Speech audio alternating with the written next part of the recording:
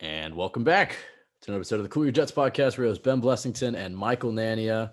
Michael, the bye week is over. 12 straight weeks from here on out of Jets football. 11 of the 12 1 p.m. Sunday games. So this is easily the best time of the year. The Jets have yet to be mathematically eliminated. In fact, they're only 2 games out of first place with the Bills losing to the Titans. And the Jets are the only team with a win in the AFC East over an above 500 team. So Jets still in it. We're still in it, baby. And look, this team's expectations are fairly low, but I would say this Sunday's game is pretty high stakes, not just because we could pass the Patriots in the division, but I just think from Zach Wilson's confidence and his development, I think he needs a very good bounce back game. When you look at that week 2 debacle, I think he just, for his own mental, I think this was always going to be kind of a good litmus test. Obviously, that was a terrible game. He's had a few games since then, some great moments and some bad moments. But if he can go out there and not even light the world on fire, but just, not bring the Jets down like he did in week 2, because let's face it, the Jets could have definitely won that game. I think that'll be a great sign. So I'm super excited for this weekend. I know people always make those, oh, thank God it's the bye week jokes, but I'm very excited that we get this much Jets football for the next 3 months. Michael, how about you? Yeah, I'm excited to, I don't know if we've ever seen 12 consecutive weeks of Jets football, with the extra game and the early bye week, and especially most of them being 1 o'clock on Sunday. Because to me, that's prototype Jets football, just Sunday, 1 o'clock, late October, November, cool, crisp fall day, even into December. So it's going to be fun. And even though this team is, we don't expect them to compete for the playoffs or win the Super Bowl or anything like that, there are a lot of fun players in this team to watch who have a chance to be here for the foreseeable future. A franchise quarterback who we're hoping to watch for a long time. So it's going to be fun to watch this team. And they are the wild 7 seed in the AFC right now is only 3-3. So it's not totally impossible to keep your eye on that as well. Still have some stakes. Obviously, that's not the goal, but there's still a lot to play for. So it's going to be. I'm excited to watch them continue to play. Yeah, and I think the biggest story this week, Michael, was you pretty much single-handedly bullying Woody Johnson into making the all whites the primary road look. Because we were sitting here to record our last podcast, and the topic between us came up was like, have the Jets ever won in that white on green look in the new unis? And the answer is yes, one time at Washington 2019, despite it being their most worn combo. And then we were like, even with the old unis, the last time they won was like 2016. So obviously you put that tweet out there. Woody Johnson announces the Jets are wearing white on green this week. All the outroar comes out. I'm giving you the credit. I think you really sparked the answer. I mean, obviously people were against it, but you really got the movement going. And then now, of course, the Jets are wearing bullying white works, on white. everyone. Bullying Yeah, works. that's our message. I hope they wear it with the green socks, though. But yeah, the white on white, that should just be the Jets' primary road look. You can throw white on green occasionally, but it's probably the Jets' best look. So thank you for that, Michael. That's already a win in my book for this Sunday. Obviously, one of the biggest stories about this game and about this team in general this season is just their inability to have not even a fast start, just not a horrific start. I mean, the Jets just have not had a even mildly successful first quarter at all this season, I feels like. And so obviously they had the bye week. Salah's talked about it. LaFleur's talked about it. Zach Wilson. They seem to have maybe put together a plan on how can this Jets offense start fast on Sunday against New England. Michael, I mean, look, you're no coach, but you have a pretty great football mind. You're into the analytics. I mean, what have they been doing in the first quarter that's clearly not working? And what do you think they need to change to maybe kind of kickstart this offense earlier? Yeah, well, I think one of the biggest things that they can do is be less predictable offensively. They run on first down in the first quarter more frequently than any other team in the league, running the ball in 71% of their first down run play or first down plays in the first quarter. So I think that they can balance it out more early in the game, help Wilson get into a better rhythm. And that feels like a really cliche thing with rookie quarterbacks, like get him into a rhythm, call more easy throws and stuff like that. But it actually does apply in this scenario because the Jets aren't doing that. And Zach Wilson is consistently having to make his first throws of the game on 3rd and long, on 2nd and long, goes 3 and out, then gets the ball back and he's down. And facing all these tough situations early in the game and then playing very aggressively throughout and not establishing that rhythm. Whereas the Jets are being very run heavy in the beginning of the game and they haven't run the ball well enough to justify that. So obviously, running the ball better, just, flat out run it better is going to be huge, to allow them to get into more favorable third down situations. But I think they can be less predictable early in the game and bounce it out more, get him more schemed up, pre-planned throws on first down, whether it's even just a screen. And I know people will say, oh, he can't even hit those right now. But look, if he's not going to hit those, we got bigger problems. But just call them early in the game and Right. get him into a rhythm, get him some more design stuff, quick reads, because his accuracy in under 2.5 seconds this season has been near the top of the league, north of 80% in terms of adjusted completion percentage. But when he holds the ball longer than 2.5 seconds, he's well south of 70%. That's close to the bottom of the league. So that's been huge for him. So it sounds cliche, but I definitely think more passes on first down in the beginning of the game, more quick passes, more screens, just to start out. Then you could get aggressive as the game goes on once he establishes that rhythm. I think can help them get into a better start offensively. Yeah, and it's not even just passes. I mean, you mentioned it's the quick passes because it's like, okay, it seems like every time, if they're not running on first down, it seems like every time Zach Wilson opens up a game, his first throw, it's always like a 10, 15-yard dig route over the middle. And it's like, can we just give him go back to week 1 of the preseason against the Giants where they gave him it was essentially like a 2 yards in the air pass to Corey Davis and it, picked up like 8 yards or whatever on a little PA boot. Like give him the easy stuff early, even if it's a gain of 4. For me, the guy who I think they should target on the first play of this game is Elijah Moore. Even if it's just like you said, like a quick bubble screen or a drag route or something to the flat, like just something quick and easy, even if it only picks up 4, look, it shits you up in 2nd and 6, and then you can maybe run the ball or you can pass it again. I think the quick passing, the short stuff is definitely going to be a key, and getting Elijah Moore involved because he's had his, we've talked about Zach Wilson and this whole offense struggling to, get going, but Elijah Moore just hasn't really kicked off. And, depends how much you want to buy into the training camp hype or whatever. But the beat reporters were talking about Elijah Moore as the easily, like far and away, the best player on the Jets field. So the fact that he was showing that type of talent, and it's not like these corners have been complete garbage this year. They've actually been one of the bright spots of this team. So for me, it just has to be like, yeah, those quick, easy passes, those screens, like you said, and then especially get Elijah Moore involved, get him going, and then you can get that rhythm and that juice going with him.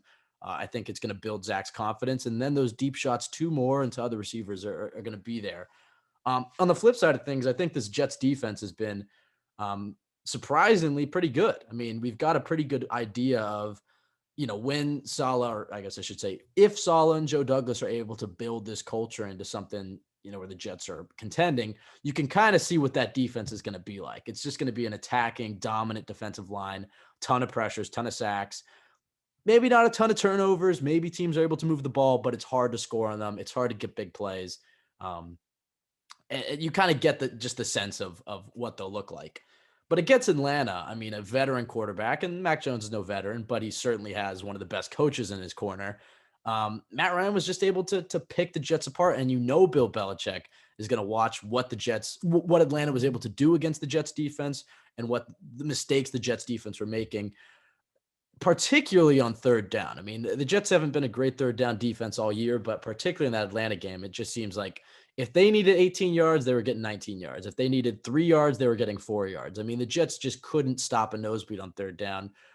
So my question to you, Michael, is what do you think went wrong in that Atlanta game? Was that just an example of a veteran quarterback who's played against this type of defense, just kind of knowing what to do? And it's a young defense making some mistakes, or were the Jets doing some things maybe uncharacteristically? And how do you think Josh McDaniels and Bill Belichick will look to exploit that? Yeah, I really do think the defense was called a lot differently in this game than the first few games of the season. There was a lot more zone blitzing in terms of, really the game plan throughout the first 3 weeks. And I think what they want to be is, conservative vanilla for the most part. But then when it's time to blitz, they go all out and they blitz and they man up behind it. But in this game, they were doing a lot of zone blitzing, and we saw it come up big in the wrong spots with Bryce Huff getting caught allowing touchdown, John Franklin Myers manning up against Kyle Pitts, and Robert Saleh kind of defended it in the press conference and said, "Oh, we've been doing that, and this time it didn't work, so now you look like an idiot." But that's not. I don't really agree with that answer. I love Saleh in the press conferences, but I got to disagree with this one because they did drop their defensive linemen in this game much more often than they did the first few games. I believe their D linemen played 6 or 7 coverage snaps in this game, which is what they had total over the first few games. And if sometimes those happen and you don't even notice it, and it does work out, but to call it in the red zone on third down, to call it multiple times is that was a tough spot. So they were doing a lot of that in this game where instead of just blitzing aggressively and manning up behind it, they would play soft and give huge cushions at corner, and they would drop defensive linemen. And Matt Ryan, as a veteran quarterback, was exploiting that the entire game. And I guess maybe their thought process was, with Ryan having coached against Jeff Ulbrich or Ryan having played against Jeff Ulbrich all last season in practice, maybe they thought they wanted to change it up, that he knew that defense too much to try to catch him off guard, maybe. But it wasn't a fit for, I think, the talent of this defense and what they had done well this year. So I think this is the first time that I had an issue with the defensive game plan. But also, it goes to the players as well. The corners had their worst game. They weren't making tackles, those short tackles, as well as they have been, breaking on those in-breaking routes as well as they have been. And then there were penalties in big spots. Safeties weren't good. So it goes both ways. But I think that they need to get back to doing what they do best. And that's, let the 4-man rush win, play soft. And then when it's time to blitz, you go all out and blitz. So we'll see how they adjust this week, because I think they did a good job against the Patriots for the most part in that first game. Right. It wasn't until they got really tired, started racking up plays because the offense had 2 play drives that, the defense started to crack a little bit. But for the most part, they kept the game within reach. Yeah, let's hop into the nitty gritty of this matchup. Let's start with the schematics. And since we're talking about the Jets D, let's open up there. I thought overall they played pretty well. I mean, they definitely played well enough to win in that game. I remember walking out of that building feeling pretty impressed with how they played. Obviously, they had an even better game against the Titans in terms of their pass rush, but I just felt like that Pats game that they were on in that game. Obviously, the Patriots going to change some things up, but Mac Jones has been Mac Jones this season, and he's been extremely efficient. I think, and by some he's overrated, and then I think by some he's underrated. I think he is doing a perfectly good job of what they're asking him to do. The kind of the book on him was like, okay, best case scenario, you're getting Kirk Cousins, which isn't that exciting. But look, if Kirk Cousins in New England, that's all they really need, and he's looked the part. Obviously he's no Tom Brady, but he's been extremely efficient. I guess you kind of mentioned how the Jets play defense. Obviously, they're a lot more vanilla and conservative. And to be fair, Saleh did say at the beginning of the season, especially, they were going to be pretty vanilla because, you don't want to overload the young guys. You want to let them play fast, whatever. And then maybe as they grow in the scheme, it might get a little bit more complex. So maybe that was an example against Atlanta where they maybe got a little bit too complex too early for these guys, and it led to more mental mistakes. So I agree. I think they're going to go back to more of those conservative looks. How do you think they'll try to play Mac Jones? I mean, do you think it's going to be a very similar game plan as it was in week 2, or do you think maybe they'll try to rattle him a little bit more, send more heat, kind of like they were playing Tennessee, where it was like they were getting natural pressure with the 4-man rushes, but they were not hesitant to throw those all-out blitzes at him? How do you see Robert Saleh and Jeff Ulbrich scheming up their Mac Jones game plan this week? Yeah, I think for the most part, they should play it fairly similarly to how they did last time, because the pass rush was pretty good. It was creating some pressure, especially on the edges. New England's tackles this year, Isaiah Wynn and Justin Herron, they've been probably the weakest links in pass protection for them. They haven't been great in pass protection. The interior trio has been pretty good, but off the edges, they are fairly weak. And we saw Bryce Huff and Franklin Myers do some damage off the edge against them in that first game. So I feel like they can create some pressure with the 4-man rush. And then when third down comes along and they can throw those blitzes. But I do think they should be careful with the blitzing, because one of the things that the Patriots have always done best is throw screen passes to their running backs. And they did get the Jets a couple times in that first game. And that has been one of the biggest weaknesses of this team, of this defense all year. I believe they've given up the most, if not the most, they're near the top of the league in terms of receiving yards to running back. So I think they should be careful with that. And for the most part, try to play them straight up, keep everything in front of them, make him dink and dunk the ball, and make your tackles. But if CJ Mosley doesn't play, then I think that changes a lot. And we'll talk more about that matchup later. But if he doesn't play, I think maybe you can take a few more risks and try to play a little bit more aggressively because, you know, I trust CJ Mosley to bust a screen a lot more than I would trust Jamie Sherwood to bust a screen and to, you know, play the hook zone and cover the slants, cover the hooks. So maybe try to make up for that and use Sherwood's athleticism and blitz more, be a little more creative. But for the most part, I think the plan is fairly simple. Make them dump the ball off and make your tackles. That's what the Jets did against them pretty well the first time. Yeah, and I think the game plan against Atlanta, clearly didn't work. But I will say, when you have a guy who's dinking and dunking as much as Mac Jones is, and look, he is still a rookie, he just seems confident and he seems calm. And so you're trying to throw him off. And so I think that they may go, I think they're going to play it mostly straight for their own sake. But it wouldn't surprise me. The benefit when you have a guy who's not really taking too many chances deep down the field is you can play more aggressive. You can play more in the box. It obviously helps in the run game. There's a little bit more pressure on your linebackers, but I'm thinking I know it got a lot of hate, like you were saying, but the defensive linemen dropping into coverage, I'm not saying do it 6 or 7 times in that game, but I think when you get a young quarterback, a lot of times, it's happened to so many young Jets quarterbacks, where you throw a stunt in there and you have a defensive end drop off right into coverage and the guy doesn't see him. And I think when you have a guy like Mac Jones, who's so used to checking it down, if the Jets pressure can get in his face, maybe you do run a zone blitz where you drop a defensive lineman into coverage. I actually do think they could have some success with that. Yeah, I agree with you. I think last week's game plan is a lot more fit for, this game than it was last week. I think Right. If they played the Falcons more straight up like they have, I think they would have been more successful because a lot of the big plays they made are, Bryce Hall's playing 10 yards off on third down, which he very rarely, did. Not just 10 yards off, but like with outside leverage, just giving him the inside, something that he didn't do too often the first few games. And, Frank Myers dropping to coverage, something they don't do too much. And Matt Ryan's going to see that and he's going to exploit it. But in this game, against a rookie quarterback, even though it's Mac Jones, who's probably been the smartest, most well-prepared and comfortable rookie quarterback, still a rookie. And I think that is a much better time to pull these things out. But now that they put it on tape last week, it might be something that the Patriots are more prepared for. But you're right. I think there is definitely going to be there will be very good situations to get creative in this game. Right. And I think you'll be able to tell, and we'll get into when we talk about the paths of victory, we'll get it more into this, but I think you'll be able to tell pretty quickly if the Jets going to win this game. And defensively, it's just going to be, are they getting pressure on Mac Jones? Because if they're getting pressure like they were in that Tennessee game, and look, that was a pretty ridiculous rate, but if they're in Mac Jones's face constantly, if they get an early sack, if they're able to fluster him a little bit, I really like the Jets' chances of at least keeping it close. I'm not going to go on the limb here and say the Jets can win this game. Every time I do that, they lose. So spoiler alert about that. But I do like the Jets' chances of at least keeping this competitive and significantly more competitive week 2 than week 2.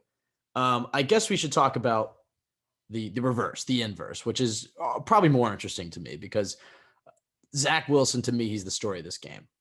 He doesn't have to win, but if he can have a nice bounce back performance as a rookie against Bill Belichick, he gets the opportunity that Sam Darnold never really got, because in 2019, when he had his whole see and ghost game, obviously Luke Falk had already played the Patriots week 3. He didn't play in that game.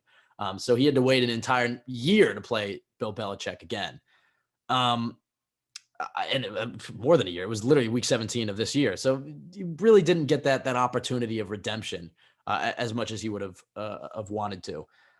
This time it's different. Zach Wilson gets to play Bill Belichick just a few weeks after having the worst game of his professional or college career.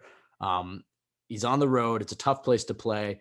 But I think the biggest difference in this game for him is going to be that the fact that he has Jamison Crowder, who he didn't have week 2, because Bill Belichick played Zach Wilson the way that a lot of defensive coordinators have played him so far this season, which is basically saying, look, we know you can hit the deep, crazy stuff. We know you can do the Mahomes stuff. We know you're a gunslinger. You like to play hero ball. You're still playing like you're at BYU. When you have a guy who's open for 5 yards, who's wide open for 5 yards, you'll still try the guy who's maybe open if it's a tight window for 25 yards. That's just the type of quarterback he's been. So Bill Belichick, week 2, complete opposite of how he played Sam Darnold in that see and ghost game, although they got the same result. He played off. He played back. Two deep safeties. He knew that Zach Wilson was going to try to play hero ball, and he was going to try to bait him into it. And, Zach Wilson just wasn't either wasn't taking it or wasn't doing it efficiently, of taking the underneath stuff, doing everything we're talking about with Mac Jones, those quick, easy, completions, keeping the drives going, taking the checkdowns. And I would imagine that Bill Belichick is not going to change a thing. Until you can prove you can beat it, he's not going to do anything about it. That's going to be his game plan. But if Zach Wilson is taking the easy checkdowns, he's moving the balls, he's sustaining these nice long drives, then I think you're going to see Bill Belichick dial up the pressure. Michael, how do you kind of see Bill Belichick balancing wanting to phase Zach Wilson, hit the rookie quarterback, versus doing what he did in week 2, which is just play back and let Zach Wilson throw the ball to you? Yeah, I think you laid it out perfectly. I think there's no reason to start blitzing Wilson until he shows that he can hit these throws, because the way that they played last game was perfect. And since then, Wilson hasn't shown anything to make the Patriots think that they should play him any differently. Because, if you're going to keep playing back, and LaFleur is going to keep calling these long developing routes and running max protection with the tight ends, then the Jets are going to keep playing right into your hands, and Wilson's going to be forced into those easy throws, which he can't hit at the level that they're supposed to be hit at. So I think that they are going to come out and play fairly similarly, but I think, knowing Belichick doesn't mean he's going to sit there and do that the whole game. He will be ready to throw the pressure if Wilson shows early in this game that he can beat it. If the Jets come out and they have a screen game that works well, if they have a quick passing game that works well, if Wilson shows he'll take the check down, guys make plays in the flat and pick up extra yards, and they move the ball that way, then I think Belichick will be ready to send the house and, then challenge him to make plays under pressure. But at this point, until Wilson proves otherwise, I think you're doing him a favor by blitzing him, giving him more space, kind of, maybe even making it easier for him to make decisions by forcing him to get the ball out quickly. I think blitzing him is doing him a favor at this point. You got to make him drop back and deliver throws. Yeah, absolutely. I think, like you said, he's been good in the backyard football situations. And when you throw those blitzes, as long as it's not, before he's even had a chance to take his drop back, if the Jets offensive line can hold for 2 or 3 seconds and you give Zach Wilson time to create in the pocket, maybe make a man miss. I mean, we really haven't seen that many highlights outside of the preseason that I can really think of Zach Wilson making plays from the pocket. I mean, if you think of all of his highlights, at least the ones that are coming to mind, obviously there's some exceptions. The majority of his good plays have come from him making a play, getting out of the pocket and throwing a dime 40 yards down the field. So if you blitz him, you give him more of those opportunities. Right. And especially when you man blitz him and he's able to, man coverage can be tough for a rookie quarterback. But I would say zone coverage is arguably harder. I think there's a little bit more to read there. There's a little bit going on between the ears. But if you're throwing a zero blitz, obviously that can be, terrifying. You have to make your reads really fast, but it's at least simple. It's like, okay, that's just one-on-one coverage there. And I think Zach Wilson has some faith in Corey Davis to throw those types of routes. We'll see how involved Denzel Mims gets. I think they've had enough time. They've had a bye week to work him into this offense. He got 10 snaps last week and he made a play. I mean, the 2 games that he's played, he's made a big play, and whether they were busted coverages or whatever, the defense has to respect it when you have a 6'3" guy who runs, with that 4.3 speed. So I'm curious to see how much they get Denzel Mims involved. But I mean, the fast start is just so crucial in this game. I mean, if Zach can get in any sort of rhythm early on and prove he can beat what Bill Belichick did in week 2, his confidence is going to start to soar. The entire offense is going to start, there's just going to be a weight lifted off this team. They've had 2 weeks to prepare for it. I do like the Jets' chances. I'm curious to see exactly Jets' chances of keeping it close. Let me throw that caveat in there again. I'm curious to see what they do, in particular at the beginning of the game. Obviously, they have their scripted plays. This is a really big test, not just for Zach Wilson, but for Mike LaFleur, who, Saul is never going to throw under the bus. But I thought he just wasn't that good week 2. I really think that was arguably his worst game of the season. I just don't think, for as bad as Zach Wilson was, I don't think he helped Zach Wilson out enough. And look, obviously there are plays there to be made, and it's hard to have any sort of long sustaining drives when Zach throws 4 interceptions in his first 10 attempts. But I think this is a really nice opportunity for Mike LaFleur, particularly in the first quarter during those scripted drives. There's a clear issue at the beginning of games. You struggled against this guy a few weeks ago. You've had a bye week to prepare. This will be a good test for Mike LaFleur. And if the Jets can get an early touchdown, that's a nice sign. Yeah, I agree. And speaking on LaFleur, let me ask you this. I'm curious what you think of this at this point, because this is how I feel about LaFleur so far. As much as I think he's been a negative so far, for sure, because like you said, in the Patriots game, within those first 4 games specifically, because I think he did better against the Falcons and Wilson just didn't execute. He's Right. been a negative, but I do think that within his struggles, he has shown the potential to be very good Yes. based on the adjustments that he's made after halftime. He's really struggled with the game planning, but I think if he can do a better job with that opening script, first quarter, plan coming into the game, I think through his adjustments after halftime, I think he has shown the potential to be good. Right. I think you'd obviously rather have a guy who's good at both, but if I have to choose, I'll take the guy who's good at making adjustments. I mean, how many times did the Patriots or any good team, you have to be able to adjust? I mean, this is just human chess. How many times have you seen the Patriots or Andy Reid with the Chiefs or any of these good teams? They're down 14 points at the start of the fourth quarter, and you're still like, oh, it's not over yet. And how many times have they proved you right and that they've come back and won it? I mean, those second half adjustments are so big in this league, and the Jets just haven't had anybody who's done it on a consistent basis. I mean, I think Gase was historically bad at it. Gase was not a bad game planner. I mean, his first drives were probably the best that I've seen watching the Jets. I mean, as consistent as far as getting points. I mean, they just every week were getting points, either field goal or touchdown. And the Jets went a long time, even when they were good.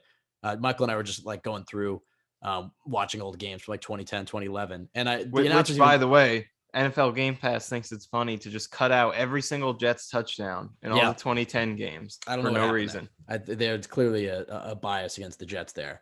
But if you watch that 2011 Week 2 game against the Jaguars, the Jets get a opening drive touchdown, and they keep talking about how like they haven't done that in forever. And so even when the Jets were good, they weren't really good in the opening drives. But Gase was, and it was just anything after that, he was putrid. So for me, I agree. I'll take the guy who's good at adjusting, and I think he has done things in the second half of games that have pointed to, like you said, like that he can adjust and become, a good play caller, because he's a rookie too. He doesn't get enough slack for that. But I will say, if the Jets come out completely deflated again, that's an indictment on him. I mean, that really is. He's had 2 weeks. He's matched up with this guy before, and he didn't have a great game. And it's like you're talking a lot about how they're going to fix it. They've made these changes. They've done a deep dive. This is a big opportunity for Mike LaFleur. Right. But can you think of the last time that the Jets have had a game like these previous 3 in which they really came to life in the second half the way they did against the Panthers, against the Titans, and even the Falcons? It's hard to find those throughout the Gase era, and even back to the Bulls era. It's not something they've done well. So I think if LaFleur can get the opening part of this down, I think he has the ability to be very good. So in this Patriots game, if they can come out with a really good script, I would like to see them get the ball first, honestly. And if they can come out with a good script and you got your screens, you're catching them in the wrong spots, and those are productive, hit some quick slants, a productive drive, then I would feel very good about them winning that game. And it would be a great way to start off this post-bye week stretch and show some legitimate growth from LaFleur. Look, if they had an okay first half against Carolina and Atlanta, they'd be 3-2. I mean, that's just, they've been so bad in these first halves, and then they've had these bounce back second halves. I agree. It's a nice sign. And I think it's also a good sign for Coach Saleh. This team doesn't roll over. And like you said, particularly in the Bulls and Gase era, it's just like Jets go down by 2 touchdowns. That's it. Everyone, you can just pack it up and leave. And the Jets clearly just didn't show that same fight. They would be punting on fourth down in opponent territory. I don't think you're going to see that as much with Robert Saleh. And you could just see it from how the defense plays, even in the New England game, and to a lesser extent the Denver game, when it was clear the Jets were pretty much out of it. I mean, you just saw how hard a guy like CJ Mosley was still playing. And I think that kind of radiated across the defense. And the offense, like you said, has done a better job of bouncing back. It's a nice sign. I think he understands how to set a defense up. And I think he's good at lulling a defense into a trap. I think he's shown the ability to do that, take advantage of a defense's weakness. But that game planning side of things, getting Zach in a rhythm, doing a lot of the simple, easy things just haven't been there. And obviously, it's hard to run this offense when you don't have a single capable tight end. I mean, that's the truth of the matter. And so I'm curious to see how much better this offense. I mean, I think it's going to get better, especially as Wilson gets more comfortable. But I mean, how good can this offense be if you're running 12 personnel as much as you're running, and the Jets don't have a single tight end that deserves to be on the field? I mean, with Tyler Kroft injured. When Kroft comes back, okay, it makes more sense. Wesco's a fine fullback, I guess. But unless they make a move or unless a guy like Yeboah steps up, it's like this offense isn't going to fulfill its potential if you're consistently running 12 personnel as much as they're running. But the problem is it's the basis of the offense. And this is the system and scheme they're trying to install for not just this year, but for hopefully a decade. I mean, this is supposed to be the foundation of this team, and it's just mystifying that they didn't bring in a tight end into the offseason, but legit tight end. And they've created this problem. That's the big problem, the offseason and not addressing it. But there are better ways to work around it right now. And like you said, I do think a shift closer to 11 away from 12 to, a small extent, 5 to 10% more 11 personnel makes sense. But at the same time, like you said, this is the basis of this offense. This is what he's trying to instill long term. And it is a scheme that can work and be successful when you have the talent to run it.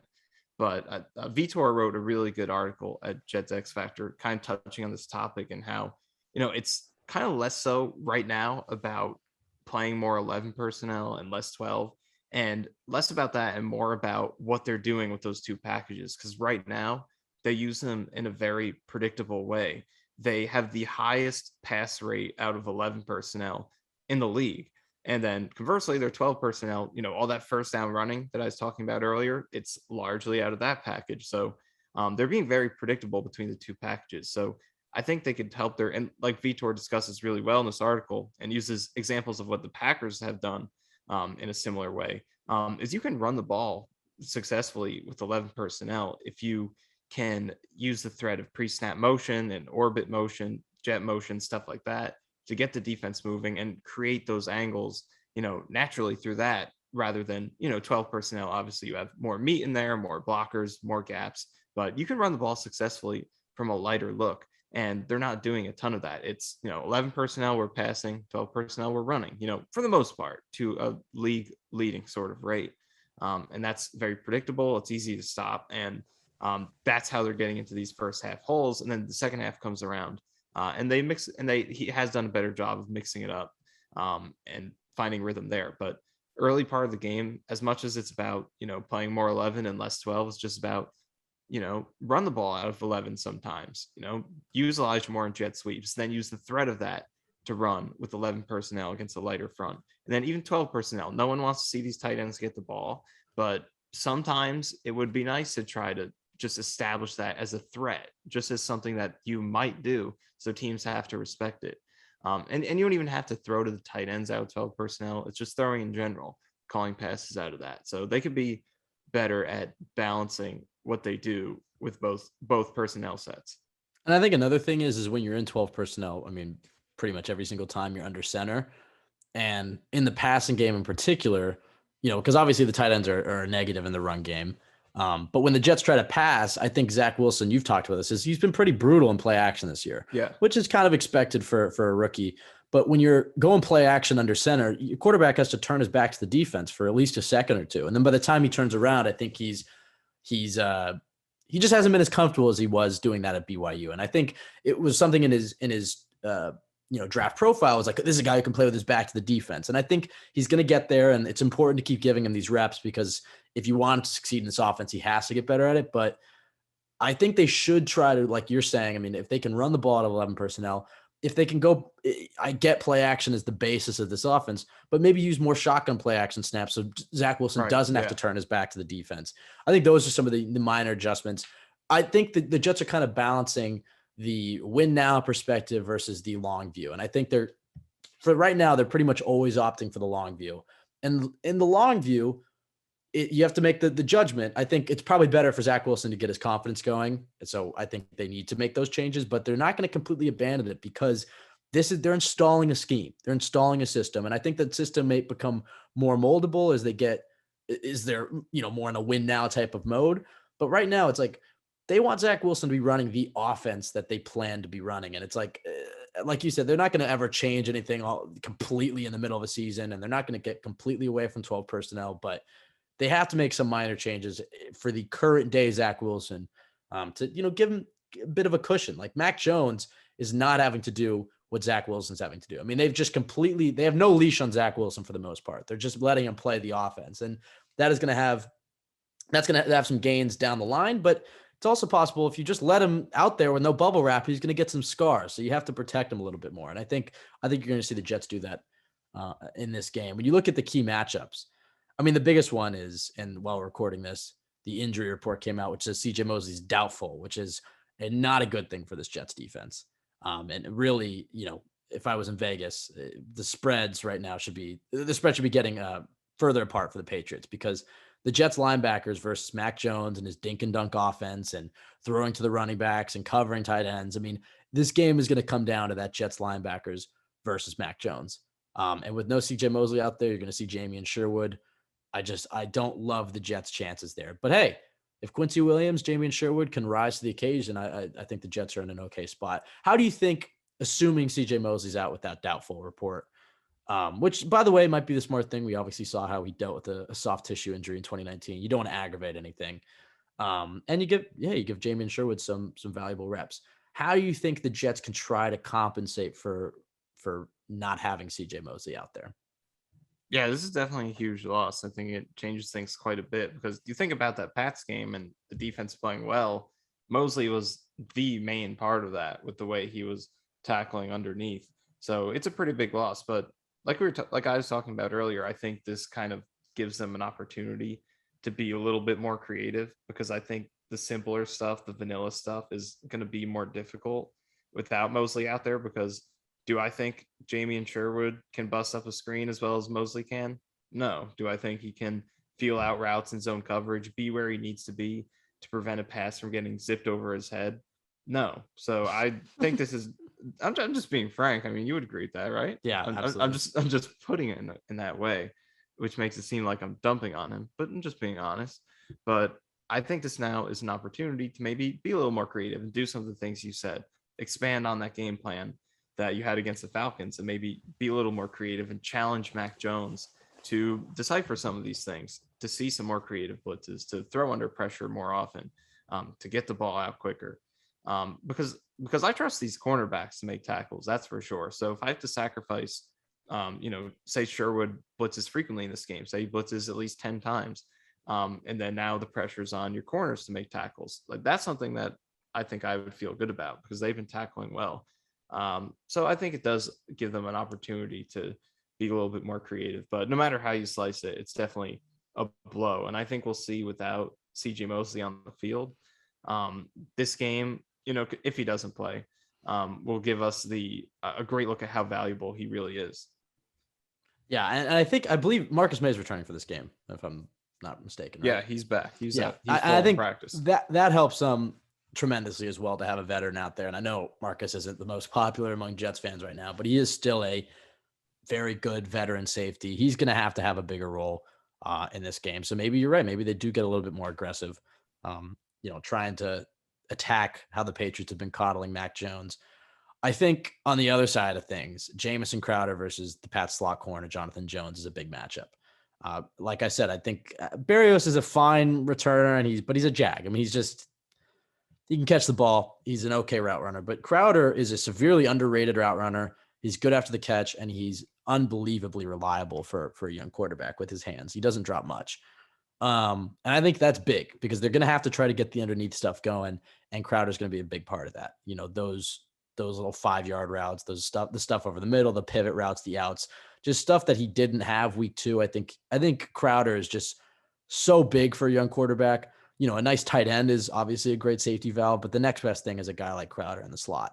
So that matchup for me, if Crowder's doing his job and he's starting to have a big game, I like Zach Wilson's chances of not repeating week 2 and putting up a respectable performance. I don't feel as good with CJ Mosley out about the Jets defense now, but I still think I kind of feel a bounce back game incoming for Zach Wilson. Michael, how do you think, how big is Crowder on this game, do you think? Yeah, that's huge for sure. And really just not in this game in general. You look at the difference when he's been playing and when he hasn't. It's been a sizable difference. Just look at this year. The first 3 games, they don't have him. They score 20 points in total. He comes back and they go over 20, or at least 20 in both of the games that he's there. So, and it was the same thing last year. So he has a huge impact just because of the versatility of different things he can do. I think he's a better catcher of the ball than Berrios. Berrios is a body catcher, and that leads to him not being able to make, to go up and get a contested ball because he just doesn't really catch it with his hands. Whereas Crowder can do that, and he can make tough contested catches like he made in the red zone in that Titans game, the touchdown where, Wilson threw it really hard, but it was a tough catch kind of behind Crowder, and he made it. I don't think Berrios makes that play. So Crowder brings a lot more to the table than Berrios does, which is why I think they should keep him for the rest of the season to help out Zach Wilson, and then evaluate after the season. Maybe Denzel Mims doesn't play out, you re-sign Crowder, and you have your starting trio next year with Crowder, Moore, and Davis. But looking at this game in particular, that game against that matchup against Jonathan Jones is going to be a big one, who is their primary slot corner. He's been fairly susceptible in the slot this year, 1.8 yards per cover snap allowed out of the slot, which is very high.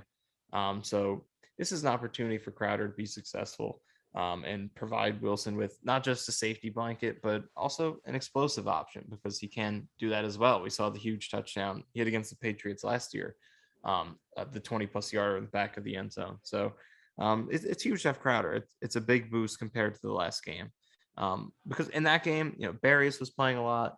And even though Berrios isn't necessarily a drop machine, I think the difference between him and Crowder is kind of hidden, and you're just not really seeing it as much. It's not that Berrios is a bad route runner, but it's just he doesn't offer that ability to be a threat down the field, whereas Crowder can do that. And even in the underneath range, Berrios is solid, but I feel like Crowder's really good at separating underneath on whether it's a whip route, a slant, anything like that. I think Crowder's very good at that. So, Berrios may not be dropping every single pass, although he does drop a decent amount. But I think where the value is lost is Crowder's just providing an option and being a threat throughout the game. And that creates more space for others. It creates more options for the quarterback. So it's huge. That's definitely, even though Mosley's out, to have Crowder. Whereas when you didn't have him in the first game, and to have Keelan Cole as well, just for added depth, is the offense is definitely more well equipped than it was last time. I've seen some people float the idea, like, even though Crowder's been such a big boost to this offense, that the Jets should trade him or play him less. Large part being, look, Elijah Moore, you're trying to get him involved. This is a guy who is known as one of, if not the best slot receiver in all of college football. And obviously he has the potential to be more than that, to be an outside guy, but there's nothing wrong with being a very good slot receiver as a rookie and then moving outside. Like, this is something that, Tyler Lockett did in Seattle. Do you think the Jets need to give more slot reps to Elijah Moore and maybe cut Crowder's usage because you can't really put him outside? No, I don't agree with the take that Elijah Moore should get more slot reps. I think he's being used other than he needs to get more, manufactured touches. I don't really think that's definitely something that needs to happen, but I think he's getting used the right way right now. He's open for huge plays, and Wilson's just not making the throws, or Greg Van Roten's getting beat and ruining the opportunity to get the ball there. That's what's been on film this year. So it's not like he's never in the slot. He does right now. He has been in the slot for 29% of his snaps, which I think is good versatility. He's outside most of the time and he's creating explosive opportunities, but he's in the slot a decent amount as well. I think he needs to be featured more on those end arounds, jet sweeps, screens, stuff like that. But I don't think he needs to be in the slot that much more. And another important thing is that even though, 71% of his snaps are quote unquote outside, he's playing the outside receiver, but the Jets run one of the tightest offenses in the league in terms of how spread out their furthest players are. So he's not outside the numbers very rarely. He's usually, he's the outside receiver, but he's still in space where he can have space for a two-way go as if he were in the slot. He's just the outermost guy. So I don't really think that he should be, you can argue that maybe for now he should run fewer long developing routes while Zach Wilson kind of eases in, but he is open on these plays for 30, 40-yard gains very consistently. So I think Wilson has to do a better job getting the ball to him. I think Moore has been used pretty well, other than not getting more manufactured touches. The guy I agree with that. I mean, I could see giving him some more slot reps. I mean, it'll be curious. Crowder probably won't be back next year, not to look at things from a next year perspective, but it's likely Crowder won't be brought back next year. We'll see. You never know. I'm curious what the Jets do there. Do they rely on more playing more in the slot? The guy that I would actually be very curious to see play more in the slot, and I think I've seen this floated out, is Corey Davis. And not as much maybe this year because they don't have the depth. But if the Jets are able to bring in another explosive, I don't want to say elite, but a big time receiver, and you can keep more in that Z spot, you can put Davis in the slot as a bigger slot for Zach Wilson. I think Davis is a guy long term here who might have a lot of success, in the slot for this Jets offense. Right now, they don't have the versatility to do that. But I will say the personnel group that I don't think we've even seen it all season is the Denzel Mims, Corey Davis, and Elijah Moore trio.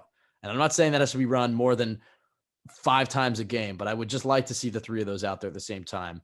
And I believe it gives the Jets, different type of receiver, 3 different types of receivers that can really, exploit a defense. Yeah, I agree with that. And it doesn't even have to be that much of the game. Like you said, 5 plays is perfectly fine. So I agree Especially with toward that. the red zone. Yeah, exactly. Like in the red zone, I think where Mims and Davis helps you with run blocking, you keep your run threat, and you still have 2 big bodied guys. But I agree with that. Like, are there situations where moving more into the slot in an 11 personnel look, you put Mims out there is really intriguing? Yeah, but do I think that Moore should be the full-time slot guy so Mims and Davis can start on the outside? I don't think so. I think there are ways where I think that's what his versatility gives you. For most of the game, he can play outside, be an explosive play threat, which he is. But there are situations where he can kick inside, Mims can come in, or he takes a rest, Crowder goes into the slot, Mims comes in.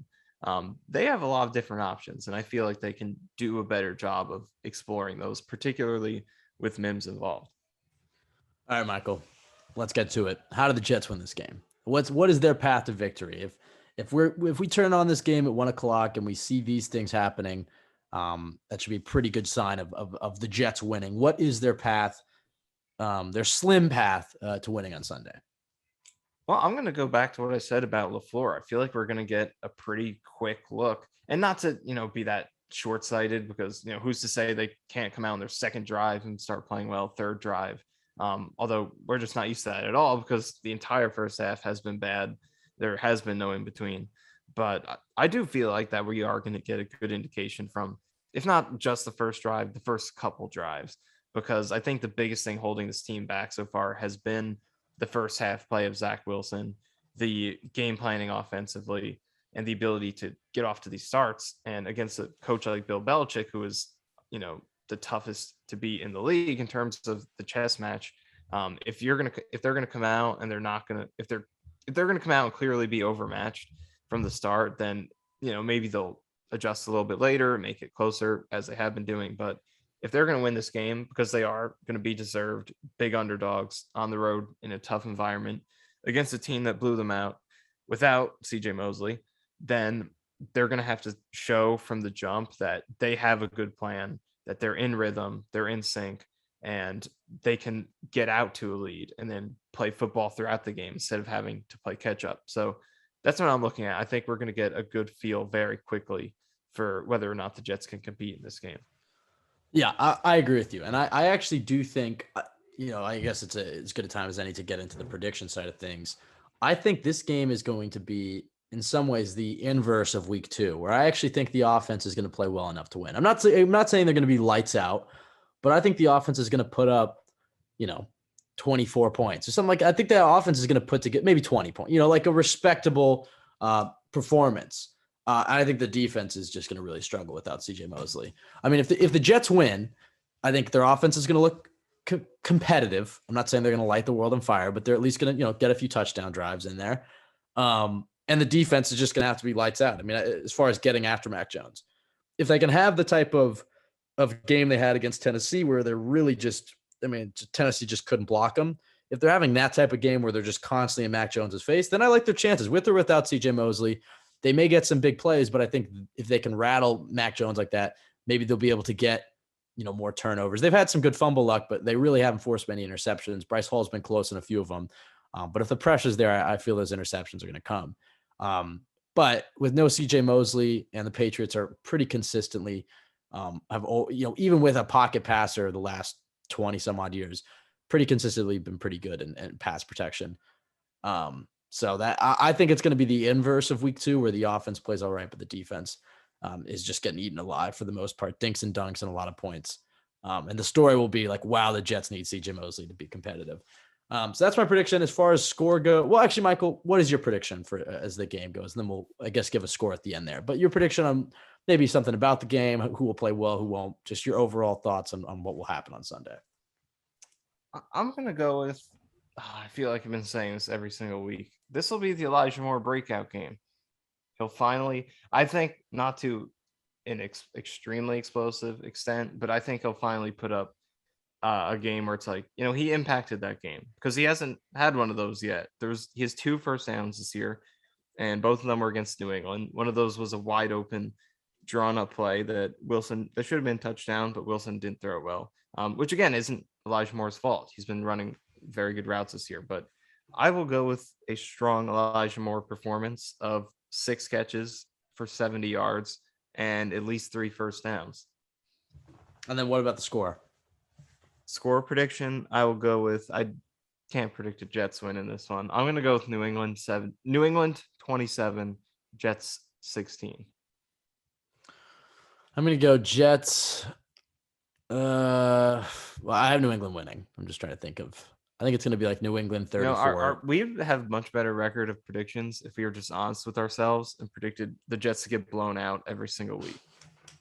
That wouldn't be. I've thought. I mean, look, I felt the Jets could have beaten the Patriots week 2. They clearly played well enough. Zach Wilson didn't. I think Carolina and Atlanta were both winnable games. They just had slow starts. So I think the only game we were honest with ourselves was Denver. We just were kind of honest that the Jets were going to get well. And then also, I mean, Tennessee was the I think I predicted a loss there and then they won. So, maybe predicting a loss isn't so bad. I think New England puts on a good amount of points. I think it's going to be like 31-17 or something like that, or 34-21. I mean, something like that. It's going to be a size of 31-17. I like that. 2 touchdowns for the Jets. The offense looks respectable. It's close enough, but the Patriots pull away. And the defense just really can't stop anything. Maybe 31-21. I'll give the Jets 3 touchdowns.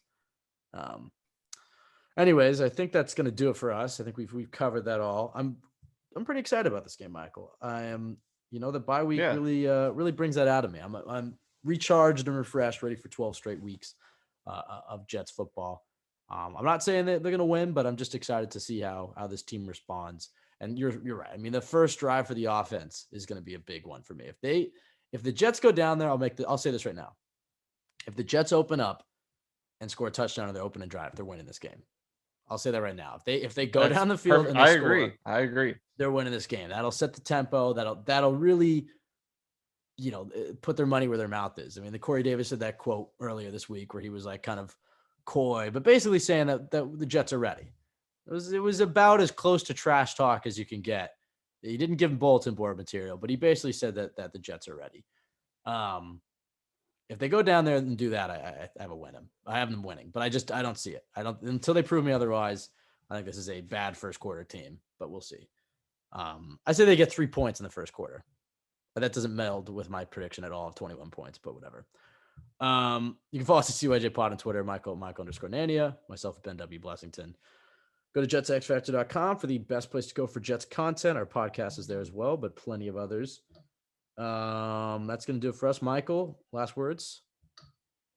This is always interesting. You always say that. It doesn't really put me in the best.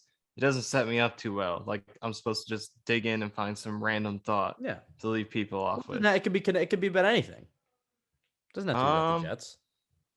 Well, we were talking about this before the podcast that and you kind of brought it up early, but the green socks with white on white uniform, I think, is a great road look. They've only worn it once. Yeah, only in the new uniforms, only once. But I guess it was the preseason with game. with the previous uniforms, the old uniforms, they did do it pretty consistently. It's a nice look, I think, for the road especially. Well, the all white in the old uniforms, they pretty much exclusively wore with the white striped socks. But then if you go early 2000s, like Curtis Martin, Vinny Testaverde, they were all white with the green socks. And for some reason, that look reminds me of the 2000s look. I agree with you. I mean, this is so stupid, but I'm excited they're going white on white. I hope they wear the green socks. They've only worn it once. It's among the Jets' better looks.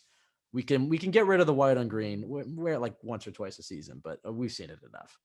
It All looks right. like we're gonna get the all black for the Bengals too. Yeah, we should. Halloween, they're giving out a stealth black rally towel. And then we'll see what they do against Indy. I would like to see white on black. I'd like to see that. But if they're wearing black the week before, maybe that won't happen. But we'll cross that bridge when we get there. Thank you for listening. Everybody have a great weekend. Go Jets. We'll be back on Monday.